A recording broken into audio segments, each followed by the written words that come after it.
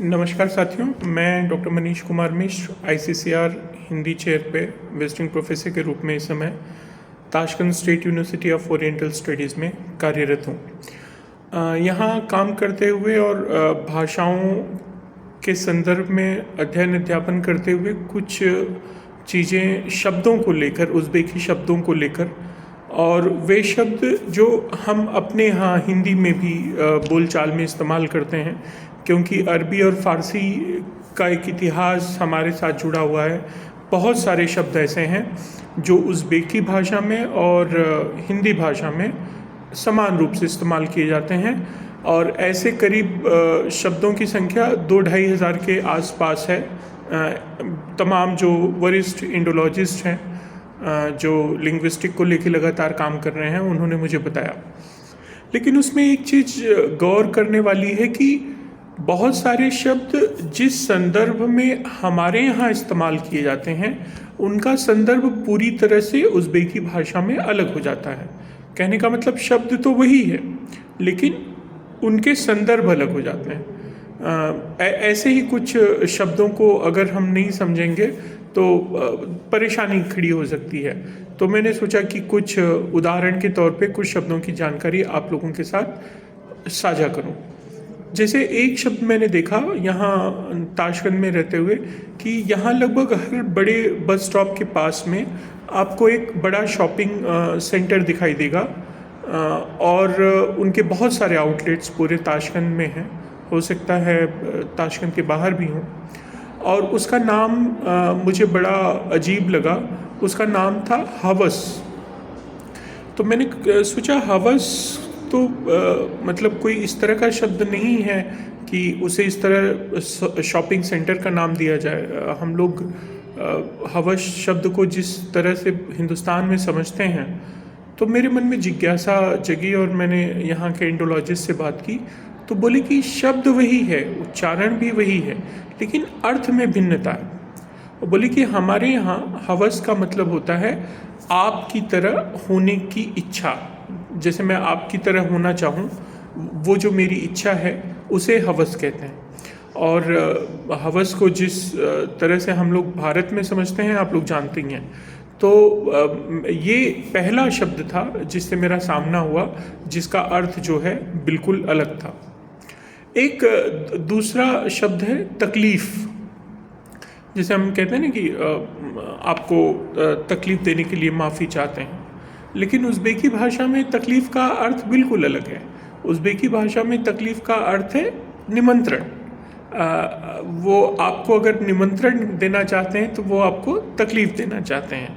तो यहाँ पे जो है, अगर कोई कहे कि मैं आपको तकलीफ़ देना चाहता हूँ, तो किसी भारतीय को बिल्कुल उसका बुरा नहीं मानना चाहिए।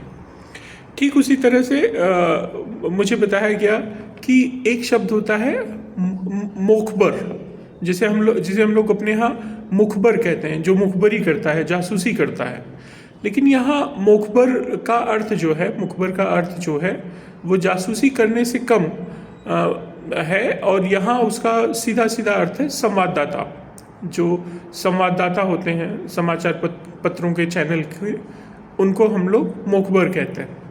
तो मैंने सोचा कि ये तो बहुत दिक्कत हो जाएगी कि अगर कोई संवाददाता किसी दूसरे देश में, ख़ासतौर पे हिंदुस्तान, पाकिस्तान या भारतीय उपमहाद्वीप के किसी देश में जाए जहाँ पे हिंदी उर्दू की एक संस्कृति है, और कोई आपसे पूछे कि आप यहाँ क्या करते हैं, तो अगर वो बोलेगा कि मैं मुखबर हूँ, तो वो एक अलग समस्या होगी। लेकिन वो अर्थ को समझने वाली बात है कि दोनों शब्दों के अर्थ जो हैं पूरी तरह से अलग हैं।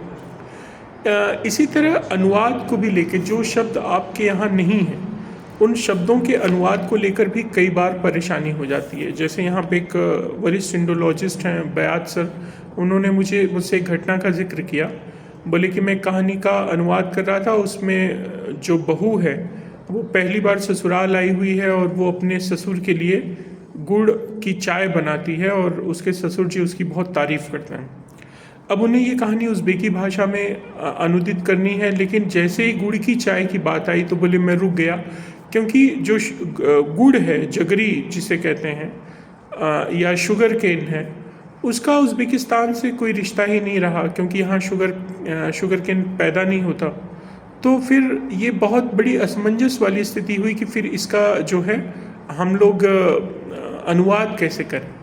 तो हालांकि उन्होंने काम चलाने के लिए बताया कि उनके यहाँ होम शुगर जैसी एक चीज़ होती थी, तो उन्होंने कहा कि मैंने वो वहाँ पे होम शुगर शब्द लिखा, लेकिन उसमें उस तरह का की सटीकता नहीं आ पाती जिस तरह की चीज़ गुड़ की चाय को लेकर है। तो ऐसे बहुत सारे संदर्भ हैं, बहुत सारी बातें हैं जो जब हम दो भाषा और दो संस्कृतियों के बीच में काम करते हैं, ख़ासतौर पे अध्ययन अध्यापन को लेके काम करते हैं, तो इस तरह की नई चीज़ें समझ में आती हैं, देखने को मिलती हैं। शब्द वही होते हैं लेकिन उनके अर्थ जो हैं भिन्न हो जाते हैं और कई बार बिल्कुल अलग हो जाता है। यहाँ पे मैंने नामांगन में जाते हुए एक बहुत बड़ा स्टेडियम देखा, तो उसमें उस पे लिखा था पहलवान।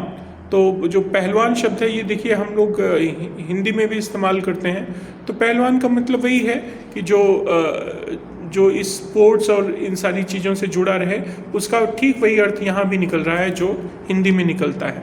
तो ऐसे बहुत सारे शब्द हैं जिनमें अर्थ साम्य भी है, अर्थ एक जैसे हैं, और बहुत सारे जो हैं शब्द ऐसे हैं जिनमें अर्थ की भिन्नता भी है। तो ये भाषाओं का, संस्कृतियों का अपना सौंदर्य है कि वो शब्दों की यात्राओं के साथ साथ जब उनको आत्मसात करते हैं तो कई बार उनका अर्थ भेद हो जाता है, अर्थ संकुचन हो जाता है, कई बार अर्थ विस्तार भी हो जाता है, और कई बार वो एकदम दो संस्कृतियों के बीच में विपरीत अर्थ भी देने लगते हैं। ये शब्द जो होते हैं वो भाषा के लिए एक तरह से ईंधन का काम करते हैं, लेकिन जो ऊर्जा होती है उसकी, वो ऊर्जा तो वो अर्थ ही है, अर्थबोध ही है। क्योंकि अगर शब्द जो है सार्थक अर्थ बोध नहीं करा रहे हैं तो वो भाषा के लिए किसी काम के नहीं हैं।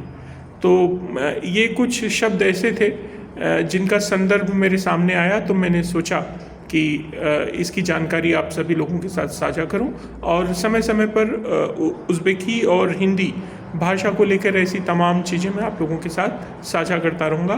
बहुत बहुत धन्यवाद।